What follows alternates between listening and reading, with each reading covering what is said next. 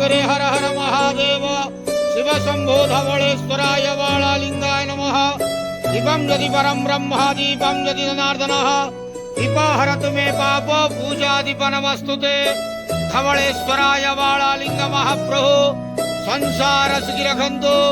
आज शुभ शनिवार रे समस्त श्रद्धालु भक्त मानक श्रीपद करंतु मनस्कामना पूर्ण करंतु कर्म क्षेत्रोन्नति करंतु ग्रहनिष्ठ खंडन करंतु जगतर मंगल करंतु विश्वर कल्याण करंतु आपणकर नाम प्रकाश करंतु सेवकर डाक श्रवण करंतु समस्त ग्वावसा भक्त मानकर मनस्कामना पूर्ण करंतु।